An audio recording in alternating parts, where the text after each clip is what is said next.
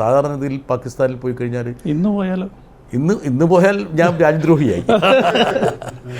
അല്ല, ഞാൻ പറഞ്ഞത് അന്ന് സുർജിത്ത് ജനിച്ചു വീണ സ്ഥലം, അവിടെ ആദ്യകാലത്ത് പഠിച്ചത്, അദ്ദേഹത്തെ ഒരു ബ്രിട്ടീഷുകാർക്കെതിരെ പോരാടി ഇപ്പോൾ ഒരു വലിയൊരു കിണറ്റിൽ കൊണ്ട് കിട്ടത്, ഇതൊക്കെ ഞങ്ങൾ കണ്ടു.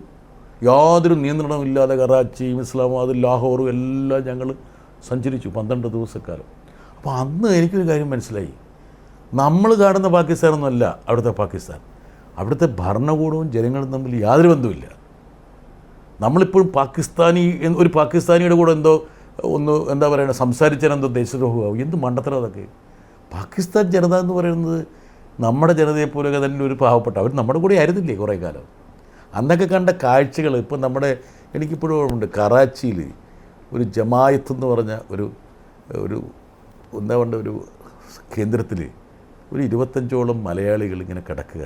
എന്താ കാരണം? അവരൊക്കെ തലശ്ശേരിയിൽ നിന്നും കണ്ണൂരിൽ നിന്നൊക്കെ കച്ചവടത്തിനൊക്കെ പോയ ആൾക്കാരാണ്. അവർക്ക് തിരിച്ചു പോകാൻ പറ്റുന്നില്ല. അവർക്ക് അവസാനത്തെ അവരുടെ ശ്വാസം നാട്ടിൽ വന്നിട്ട് എടുക്കണമെന്നുണ്ട്, പക്ഷേ വിസ കിട്ടില്ല. അവരങ്ങനെ അവരുടെ വാർദ്ധക്യം ഉറ്റവരും ഉടവരെടുത്തു നിന്ന് മാറി ആ ജമായത്തിനിങ്ങനെ ഒരു അഭയം പ്രാപിച്ച് അവിടെ എത്രയോ പേര് മരിച്ചു.